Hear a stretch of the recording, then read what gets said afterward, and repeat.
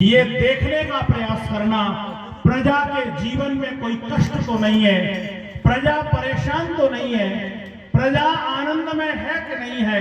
राम जी के जीवन में मिलता है प्रातः 4 बजे उठ करके अपने कार्यों से निवृत्त होकर के राम को ये काम मिला है, सारी प्रजा का निरीक्षण करना है, देखना है किसके जीवन के अंदर क्या है। उस 16 वर्ष की अवस्था से जब वो आगे बढ़ते हैं, विश्वामित्र का आगमन होता है। विश्वामित्र लेकर के जाते हैं और वो सारी घटना आपने महाराज श्री के मुख से सुनी, कैसे कैसे उन्होंने ताड़का सुबाहु का वध किया, किस किस प्रकार से उन्होंने राक्षसों का वहां संहार किया। 9 वर्षों तक ये काम वो करते रहे और 9 वर्षों के उपरांत जब 25 वर्ष के हो गए हैं, तब माता सीता के पास में पहुंचे हैं। एक पूरे देश के अंदर मूर्खता की बात चल रही है और वो कहते हैं कि विवाह के समय माता सीता की जो आयु थी वो 6 वर्ष की थी। आप कल्पना करके देखिए, रामायण को अगर पढ़ करके देखेंगे पता चलेगा माता सीता 18 वर्ष की है और मर्यादा पुरुषोत्तम राम जी जो है 25 वर्ष के हैं। विवाह करके वहां से लौटते हैं, लौटने के उपरांत में जब आते हैं 12 वर्षों तक, विवाह के बाद में 12 साल तक अयोध्या में रहे। सबसे इतना प्रेम है, हर कोई उनसे प्रेम करना चाहता है, कोई उनका दुश्मन नहीं है, कोई उनका शत्रु नहीं है। क्योंकि ध्यान रखना, 2 शब्द होते हैं, एक स्वार्थ होता है और एक परमार्थ होता है। जब व्यक्ति स्वार्थ में होता है तो सारी दुनिया उसकी दुश्मन बनती है, जब व्यक्ति परमार्थ में होता है सारी दुनिया उससे प्रेम करती है। राम जानते हैं दुनिया के अंदर, इस संसार में मानव का चोला मिला है तो ये स्वार्थ के लिए नहीं मिला है, ये तो परमार्थ के लिए मिला है। एक गाय भी दूध देती है तो स्वयं नहीं पी जाती है, परोपकार के लिए दे देती है। पेड़ भी, अगर वृक्ष भी फल देते हैं परोपकार के लिए दे देते हैं। नदियां भी बहती हैं परोपकार के लिए बह जाती हैं। ये मनुष्य जो है इसका जीवन परोपकार के लिए है। इस परोपकार युक्त वातावरण में जीने के कारण से मर्यादा पुरुषोत्तम रामचंद्र जी से सब प्रेम करते हैं। और जिस समय 12 वर्षों तक वहां रहे, रहने के उपरांत में बंधुओं 12 साल और जोड़ दीजिए, जब 37 वर्ष के हुए हैं और ये पूर्ण निश्चय हो चुका कि इस दुनिया के अंदर अगर शांति की स्थापना करनी है, इस दुनिया के अंदर धर्म की स्थापना करनी है, इस दुनिया के अंदर वेदों की स्थापना करनी है, तो एक आदमी को समाप्त करना पड़ेगा जिसने अपने जीवन में एक संकल्प ले लिया है, वयम रक्षामः। और वो किस संस्कृति को मानने वाला था? उसने ये कह दिया था कि इस दुनिया के अंदर कमाएगी दुनिया, उसका छीन करके हम खा जाएंगे। क्योंकि 3 ही तो संस्कृति है। एक संस्कृति तो ये है हम कमाएंगे, सारी दुनिया को खिलाएंगे। एक संस्कृति ये है आप कमाओ, आप खा जाओ, मैं कमाऊं, मैं खा जाऊं, मेरे फट्टे में आप पैर मत डालो, आपके फट्टे में मैं पैर नहीं डालूंगा। और एक संस्कृति ये है सारी दुनिया कमाएगी, उसका छीन करके हम खा जाएंगे। राम जी ने कहा ये नहीं चलने दूंगा, जो कमाएगा वो दूसरों को भी खिलाएगा, उसकी इच्छा होगी, उससे कोई छीन करके नहीं खा सकता है। और 37 वर्ष के जब वो हुए तो उनके मन के अंदर एक जागृति पैदा हुई, राजा तो बाद में बनूंगा, पहले काम करना है, संपूर्ण राक्षसों का संहार करना है। और उसके लिए दोनों भाइयों ने जंगल में अपने हाथों को उठा करके एक संकल्प कर लिया था, निश्चर विहीन इस सारी धरती को हम कर देंगे। इस दुनिया में किसी के कंधे पर अगर सिर रहेगा तो इस बात पर रहेगा कि उसको वेदों की आज्ञा के अनुसार चलना पड़ेगा। अगर कोई वेद के विपरीत आचरण करेगा उसको इस दुनिया में जीने का अधिकार नहीं होगा। धनुष बाण लेकर के निकल गए थे और निश्चरों का नाश करना प्रारंभ कर दिया था। मारते चले जा रहे हैं, सफाई करते चले जा रहे हैं, क्योंकि ध्यान रखना, जो इसको हम रावण कहते हैं, ये रावण ना बड़ा विचित्र व्यक्ति था। विद्वान तो था ही था, अर्थ से संपन्न भी था, उसका बंधु बांधव कुटुंब भी था, उसके पास में सेना भी थी, दुनिया का सबसे बड़ा वो योद्धा कहलाता था और कोई सामान्य व्यक्ति नहीं था। बहुत दिनों तक इस धरती के लोगों को उसने परेशान किया। महर्षि दयानंद सरस्वती जब पूना के अंदर प्रवचन देते हैं तो रावण का जिक्र करते हुए कहते हैं, जब तक यहाँ पर रघुगणों का राज्य था तब तक तो रावण ठीक ठाक रहा, लेकिन जब अज और दशरथ का राज्य आया तो रावण ने अपने पूरे के पूरे प्रकल्पों को बिखेरना प्रारंभ कर दिया। रावण कोई थोड़े बहुत दिन नहीं जिया था, लंबी आयु लेकर के आया था। क्योंकि आपने देखा होगा गांव में भी कई बार होता है ना, कोई आदमी ज्यादा परेशान करता हो तो भगवान भी उसको अपने यहाँ नहीं बुलाता है, बोले यहाँ भी आएगा तो शायद दिक्कत करेगा। बदमाश इस दुनिया में कई बार बहुत दिनों तक जी जाते हैं। हम कितना ही कहते रहे कि सबको भगवान के यहाँ ठौर है, इसको ठौर नहीं है। रावण बहुत लंबी आयु लेकर के आया और चारों ओर जब उसने अपने आतंक को फैलाया, दुनिया के जितने देश थे चारों ओर उसने अपने प्रकल्प को स्थापित कर दिया। लेकिन जब आर्यावर्त के अंदर वो घुसता है और घुसने के बाद किष्किंधा का जो राजा था, दक्षिण भारत जिसको आजकल हम लोग कहते हैं, उसके साथ में मैत्री हो गई। आगे और बढ़ा, उड़ीसा और पूरे के पूरे जिसको हम छत्तीसगढ़ कहते हैं, यहाँ तक उसने अपने व्यक्तियों को घुसेड़ना प्रारंभ किया। दंडकारण्य बन के आगे और बढ़ता बढ़ता हुआ वो आया और धीरे धीरे आपके इस पूरे क्षेत्र के अंदर प्रयागराज तक उसके लोगों ने आना प्रारंभ कर दिया। राम जब निकले हैं तो केवल और केवल घर से निष्कासित होकर के नहीं निकले हैं, एक संकल्प लेकर के निकले हैं कि पूरे के पूरे राक्षसों का नाश करके लौटूंगा। और जंगल के अंदर भ्रमण करते हुए ये निश्चय अपने मन के अंदर पैदा करते हैं कि मेरे जीवन का एक ही उद्देश्य है, धर्म की स्थापना करूंगा, अधर्म का नाश करूंगा। लेकिन ये व्यक्ति कर कौन सकता है? आपको आश्चर्य होगा जब रामायण के गहरे ग्रंथों को पढ़ेंगे और रामायण की पंक्तियों पर जब चिंतन करेंगे। एक बहुत बड़े मनीषी हुए, उन्होंने 18 बार वाल्मीकि रामायण अपने गुरुमुख से पढ़ी। वो एक पंक्ति लिखते हैं कि किसी व्यक्ति को अगर रामायण समझना है तो उसको क्या करना चाहिए, और किसी को अगर महाभारत समझना है तो उसको क्या करना चाहिए। एक पंक्ति वो देते हैं और वो कहते हैं, भक्त्या युक्त्या च भारतम।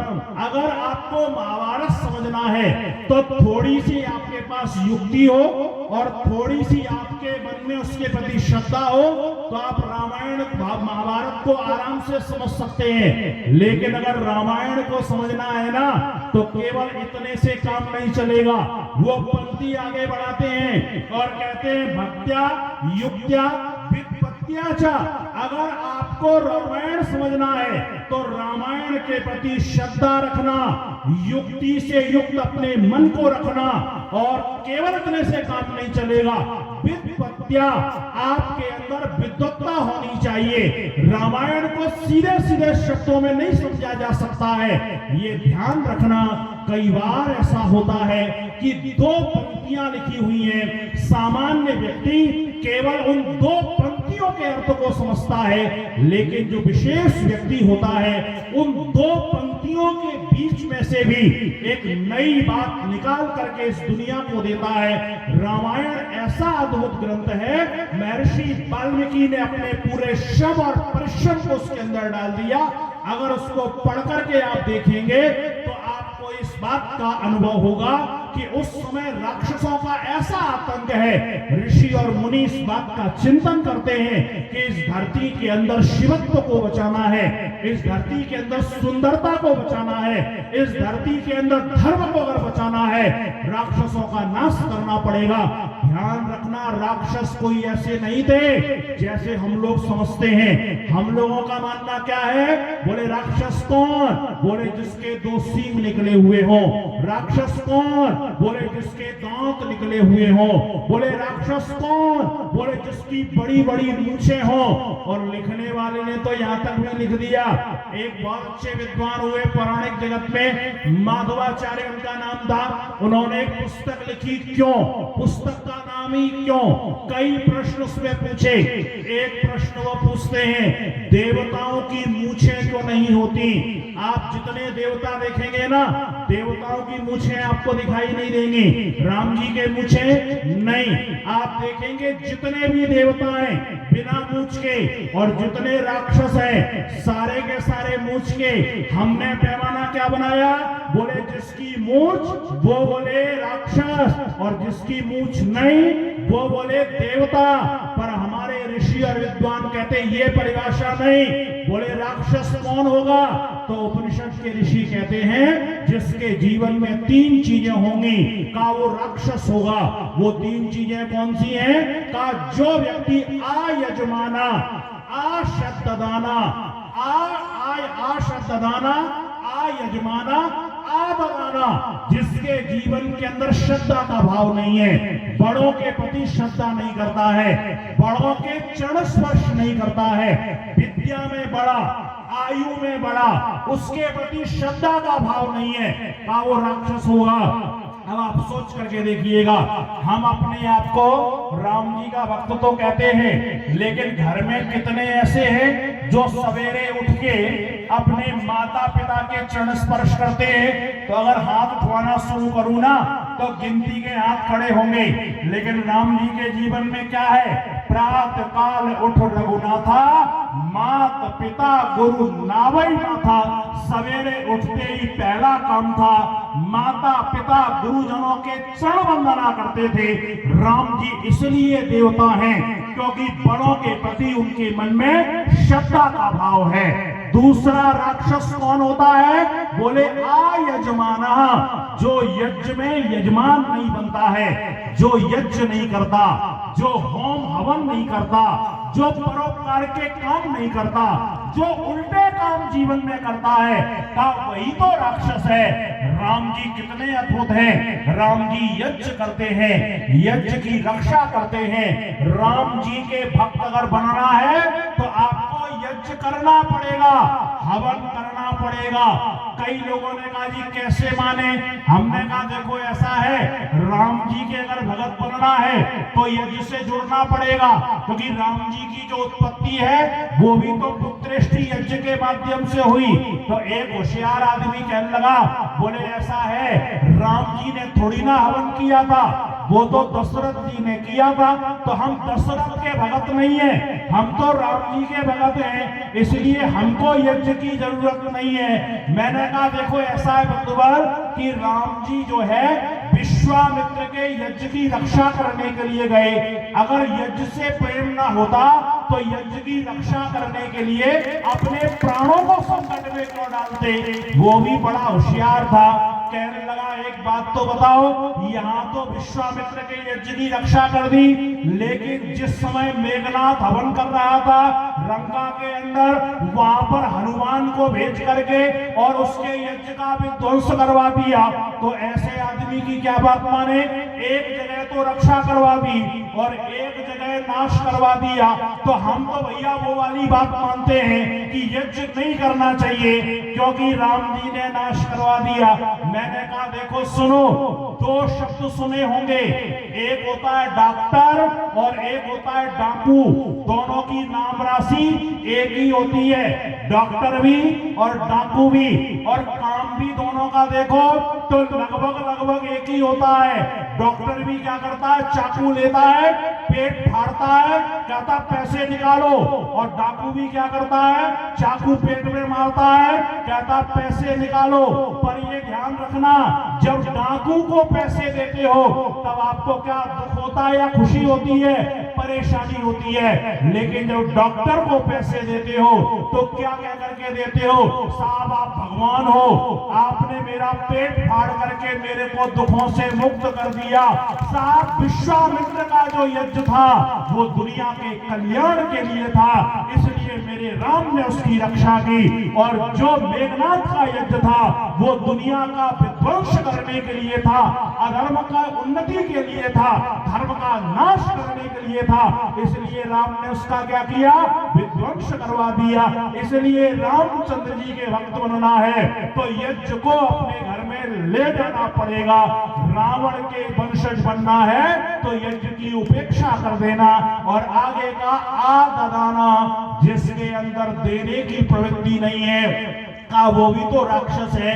राक्षस केवल लेना जानता है, देना नहीं जानता है, वो छीनना जानता है। लेकिन जो देवता होगा वो देना जानता है, जो मनुष्य होता है वो देता है, उसके पास में जो कुछ भी है वो समर्पित करने का प्रयास करता है। राम जी ने देखा जो जो ऐसे लोग हैं जो यज्ञ नहीं करते उनको नहीं जीने दूंगा, जो लोग बड़ों के प्रति श्रद्धा का भाव नहीं रखते उनको इस दुनिया में रहने का कोई अधिकार नहीं है, जो परोपकार के लिए अपने जीवन को आहूत नहीं करते उनको इस दुनिया में रहने का कोई अधिकार नहीं है। और चुन चुन करके उन्होंने मारा।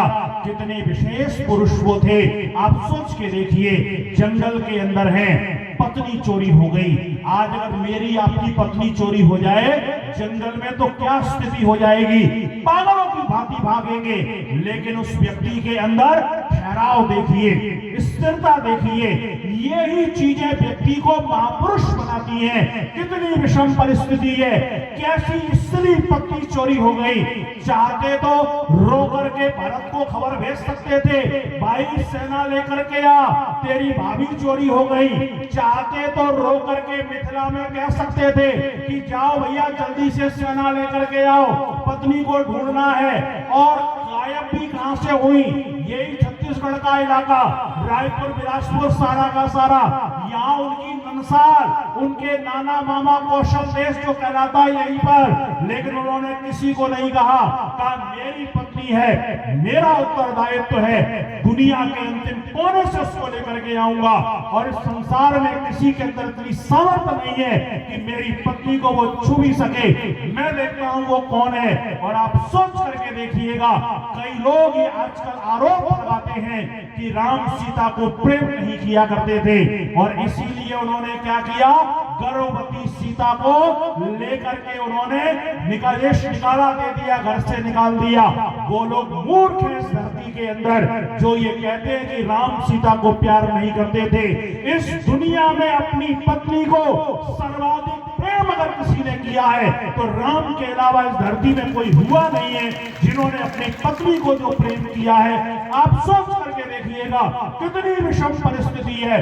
जंगल के अंदर पूरी की पूरी सेना उन्होंने खड़ी कर दी और दुनिया के सबसे बड़े योद्धा के सामने जाकर के खड़े हो गए। उस समय चिंता करते हैं सारे के सारे इनके जितने भी सेनापति थे, महाराज रावण के पास में रथ है, महाराज रावण बड़ा शक्तिशाली है, महाराज इतनी बड़ी सेना है, उससे हम कैसे लड़ेंगे। राम जी कहते चिंता मत करो, उसके पास सेना है और केवल शस्त्रों से और सेनाओं से युद्ध नहीं जीता जाता है, युद्ध जीता जाता है धर्म के द्वारा, युद्ध जीता जाता है सहनशीलता और शक्ति के द्वारा। मैं जीत करके दिखाऊंगा।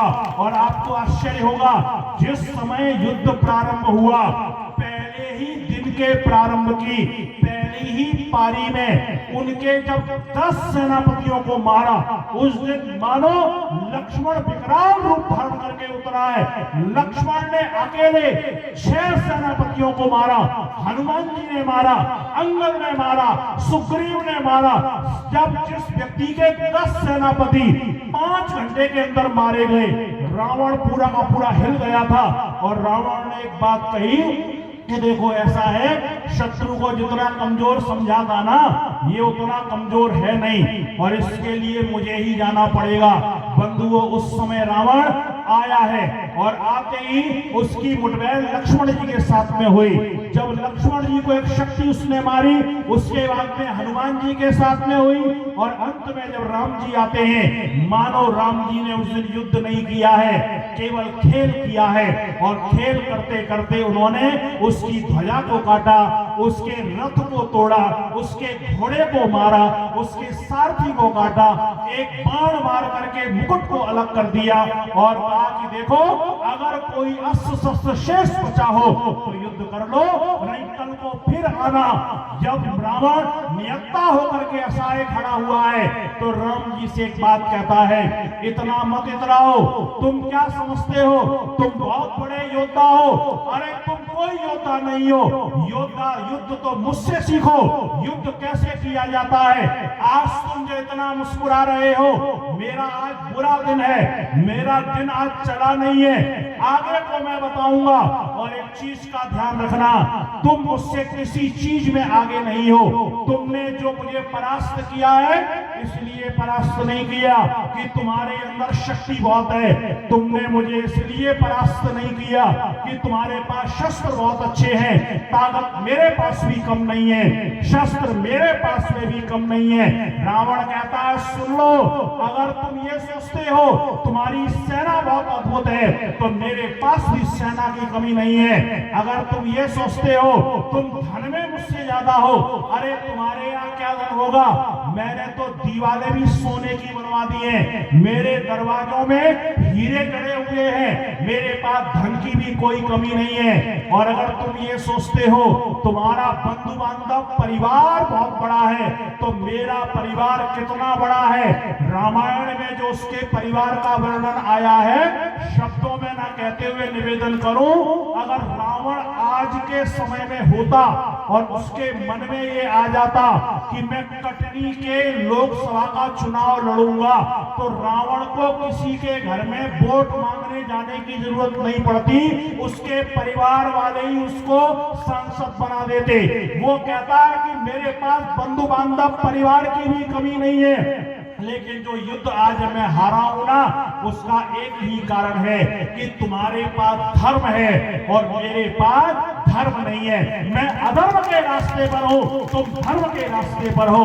राम मानो मूर्तिमान धर्म है, उनके जीवन के अंदर धर्म की स्थापना है, चाहे अनुकूल परिस्थिति हो चाहे प्रतिकूल परिस्थिति हो, राम ने अपने धर्म को नहीं छोड़ा है। उनसे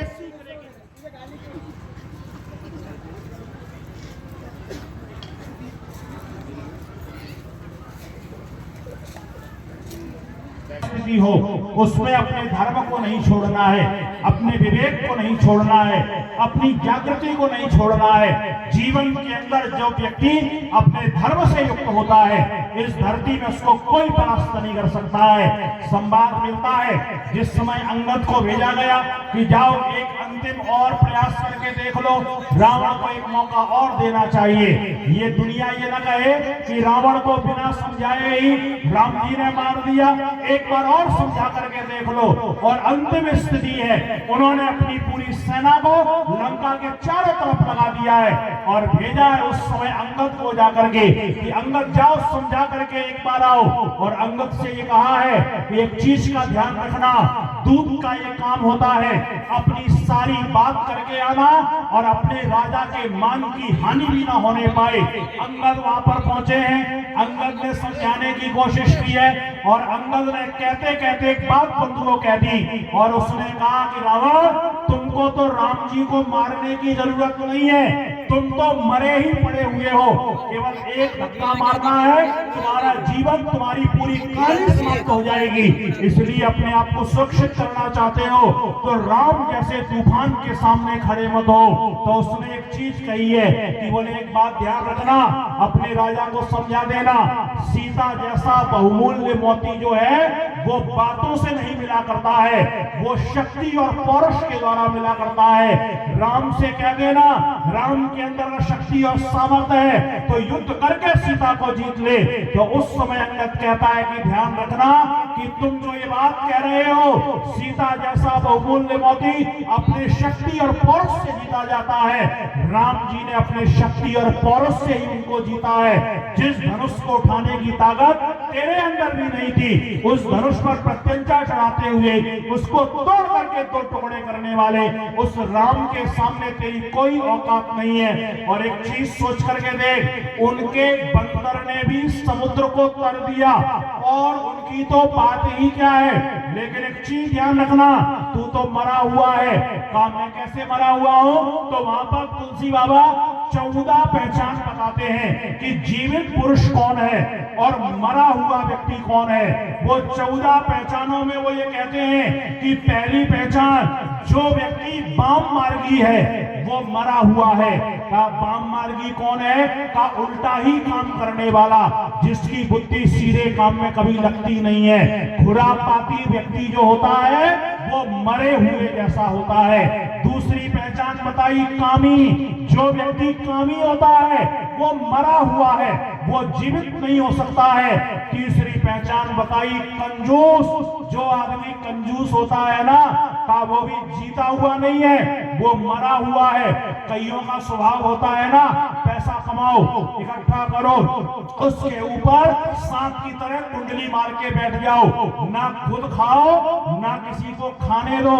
आचार्य चाणक्य से पूछा गया, इस दुनिया में सबसे बड़ा दानी कौन, तो उन्होंने कहा कंजूस। कहा महाराज कंजूस कैसे दानी, बोले पूरे जीवन भर कमाता है, कमा कमा के इकट्ठा करता है, ना किसी को खाने देता है ना स्वयं खाता है, और एक दिन मर के चला जाता है, अपनी सारी की सारी संपत्ति दूसरे के लिए छोड़ के चला जाता है। का उससे बड़ा दानी और कौन हो सकता है। का जो कंजूस होता है वो भी मानो जीते हुए मरे हुए के तुल्य है। आगे बढ़ करके का मूर्ख, जो व्यक्ति मूर्ख होगा, विद्या नहीं पढ़ेगा, ज्ञान जिसके पास में नहीं है, जिसके पास ज्ञान की सामर्थ्य नहीं है, वो व्यक्ति भी इस दुनिया में मरे हुए के तुल्य है। का अति दरिद्र, जिसके पास पैसा नहीं है। वेद से पूछा गया, इस दुनिया के अंदर सबसे बड़ा शत्रु कौन है हमारा,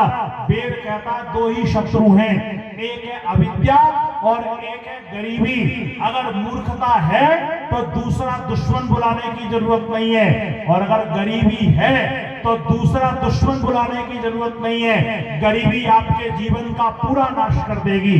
का अति दरिद्र व्यक्ति जो है वो भी व्यक्ति क्या होता है, वो भी मरे हुए के तुल्य होता है। का एक बदनाम, जो व्यक्ति बदनाम होता है, का वो व्यक्ति भी मरे हुए के तुल्य होता है। तुलसी बाबा आगे कहते हैं, एक अति वृद्ध व्यक्ति, बोले अति वृद्ध का मतलब जिसको जितना पानी पीना था पी लिया, जितना खाना खाना था खा लिया, जितना सोना था सो लिया, जितना जीना था जी लिया, उसके बाद में भी वो जीवित है, ना खा सकता है ना पी सकता है, ना अपने कामों को स्वयं कर सकता है। जितने उसके संगी साथी थे सब मर के चले गए, जिसके आंखों से दिखाई नहीं देता, कान से सुनाई नहीं देता, लार जिसकी बहती रहती है, दांत सारे के सारे टूट गए, और उस व्यक्ति से भी धीरे से पूछ के देखो ना, बाबा अब तो मरना चाहते हो कि नहीं, तो उसका उत्तर क्या होता है, बस पोते की बहू का मुंह देख लूं उसके बाद में मर जाऊंगा। का वो तो पहले ही मरे हुए के तुल्य है। अति वृद्ध व्यक्ति भी जीवितों में उसकी गिनती नहीं की गई है। आगे का नित्य रोगी, जिसके जीवन में रोग ही रोग है, जो रोज रोगी बना रहता है, कभी कभार रोग आ गया वो एक अलग चीज है, लेकिन नित्य रोगी व्यक्ति भी मृत के तुल्य होता है। अंगद समझाते हैं आगे, निरंतर क्रोधी, जो व्यक्ति बहुत क्रोधी होता है का वो भी जीवित नहीं होता है, उससे कोई प्रेम नहीं करता है, सब उससे दूर भगते हैं। इसलिए क्रोधी बन करके मत रहना। क्रोध इतना बड़ा दुश्मन है, ये अंदर और बाहर सब कुछ नष्ट कर देता है। आप देखेंगे चिता की अग्नि मरा हुआ शरीर जलाती है, लेकिन जो ये क्रोध रूपी अग्नि है ना, ये जीवित शरीर को जलाने का काम करती है। आगे वो कहते हैं प्रभु से विमुख जो लोग हैं, जो भगवान के सम्मुख नहीं है, जो भगवान की भक्ति नहीं करते हैं, का वो लोग भी मरे हुए के तुल्य होते हैं। अंगद आगे समझाता है जो व्यक्ति वेद और संतों का विरोधी है, जो वेद से प्रेम नहीं करता है, जो संत साधु धर्मात्माओं से प्रेम नहीं करता है, का वो व्यक्ति भी मरे हुए के तुल्य है। का जो व्यक्ति केवल अपने शरीर के पोषण में लगा हुआ है, खाओ पियो आनंद करो, भाड़ में जाए परमानंद, दुनिया से कोई लेना देना नहीं, खाओ पियो मजे में रहो, केवल अपने अपने बारे में जो व्यक्ति सोचता है, का वो भी मरे हुए के तुल्य है। और आगे बढ़ करके कहते हैं कि जो व्यक्ति पराई निंदा करने वाला है, जिसको निंदा चुगली में बड़ा आनंद आता है, इसकी बात उसके पास, उसकी बात उसके पास, का ऐसा व्यक्ति भी मरे हुए के तुल्य होता है। इसलिए दूसरे की निंदा में अपने आप को नहीं लगाना चाहिए। और अंत में कहता है जो व्यक्ति महान पापी होता है, जिसके जीवन के अंदर बहुत पाप है, का वो व्यक्ति भी मरे हुए के तुल्य होता है। रामायण हमको सिखाती है जीवंत जीवन जीने का प्रयास करें। राम जी के जीवन के जो आदर्श हैं, एक आदर्श पुत्र कैसा हो, राम जी के जीवन में देखना, वैसा बनने का प्रयास करना। एक आदर्श राजा कैसा होगा, राम जी के जीवन में देखो, वैसा बनने का प्रयास करो। एक आदर्श पति कैसा होगा, राम जी के जीवन में देखिए, वैसा बनने का प्रयास कीजिए। एक आदर्श भाई कैसा होगा, राम जी के जीवन में देखिए, वैसा बनने का प्रयास कीजिए। और एक आदर्श शत्रु कैसा होगा, राम जी के जीवन में देखिए और वैसा बनने का प्रयास कीजिए।